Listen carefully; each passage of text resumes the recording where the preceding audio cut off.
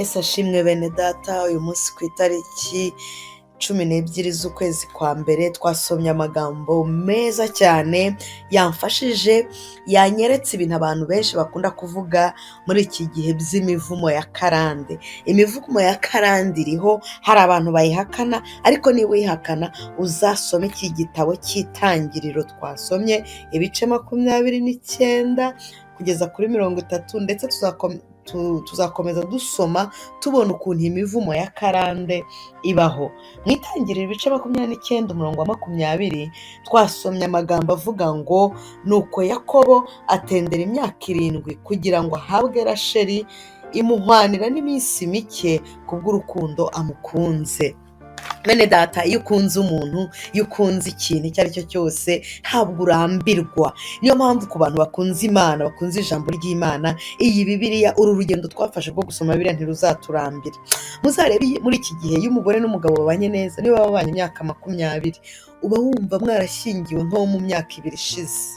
Ariko iyo mubanye nabi, umwaka umwe uguhwanira n'imyaka 100, uhita uvuga uti uyu muntu tuzabana nawe akaramata koko, kumva ntubyumva. Ariko Yakobo kubw'urukundo yakundaga Rasheli, imyaka 7 yamutendeye ntacyo yamutwaye. Hari ahantu rero hari umuvumo wa karande wa mbere aho nabiboneye. Yakobo yariganyije mukuru we Esawu, nawe sebukwe ari nawe nyirarume aramuriganya. Ubwo yashakaga Rasheli amuha Leya utari mwiza, Leya utari ufite uburanga nk'ubwa Rasheli. Biba ngombwa ko yongera kumutendera iyindi myaka 7 iba 14. Kubw'urukundo yamukundaga yaremeye ati ndasubiramo. Burya iyo ukunda ikintu, iyo ukunda umuntu, iyo ufite passion y'ikintu runaka, ntabwo urambirwa, ntabwo ucika intege. Niyo mpamvu nababwira ngo bene data, mureke dukunda ijambo ry'Imana, kurisoma bizatwigisha byinshi. Ku murongo wa 25 ngo hatwereka ko Yakobo yagiye kureba abona bamuhaye Leya agahinda karamwica cyane. Ku murongo wa 27 tubona ko ngo yarongeye, nyine niho dusoma ko yongeye agatendera iyindi myaka 7 yose adacitse intege.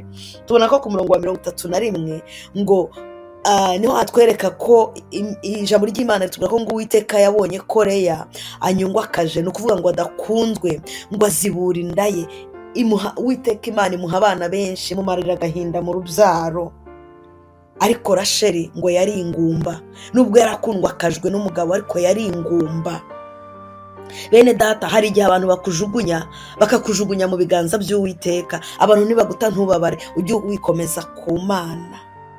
Nuko ngo Rasheli aba ingumba. Ibi ngibi tubona ko bizabaye no kuri nyirabukwe Sara, kandi uyu nyirabukwe Sara yari na nyirasenge, kuko yari umwana wa musaza we Labani yari musaza wa Sara. Imana idufashe cyane. Iyi mivumo ya karande nayibonye he rero? Sara ngo yari umugore mwiza wakundwaga na Aburahamu, na Rasheli ngo yari mwiza cyane. Iyo dusomye mu bice 30 umurongo wa 3 tubona ko ngo Rebeka yabwiye umugabo we ngo nareke amuhe umuja we Biruha, ngo amugire inshoreke kugira ngo abyarire ku mavi ye umwana w'umuhungu, ngo noneho Rasheli bizitwe ko yagize umwana. Ibyo biri byabaye desemu no kuri Sara nawe yabwiye Aburahamu mu Itangiriro ibice 16 umurongo wa 2 ngo nareke Hagayi amubyarire ku bibero bye, ngo umwana azamwitirirwe. Ibyo byababayeho bombi. Ibyo byose ni ibintu bitugaragariza imivumo ya karande.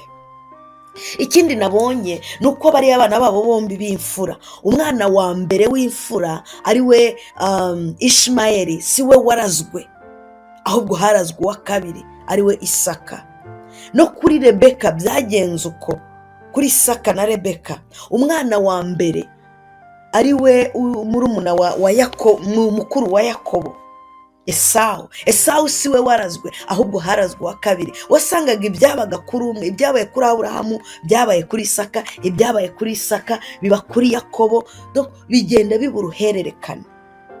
Ariko bene data, ndumva nifuza ko twasenga Imana twikuraho imivumo ya karande. Umurongo wo kuzirikanwa uyu munsi ni Luka ibice 12 umurongo wa 37 havuga ngo hahirwa abagaragu shebuja agasanga bari maso. Mureke tube maso, twirinde kugira ngo Uwiteka Imana naza, Yesu Kristo nagaruka azasange turi maso. Birashoboka kwikuraho iyi mivumo yose ya karande. Imana ibaha umugisha, Imana ibagirire neza, hamwe no gusenga no kuba mu Mana iyi mivumo ya karande ishobora gucika. Yesu abaha umugisha, ndabakunda mwese, mugire umunsi mwiza, babaye.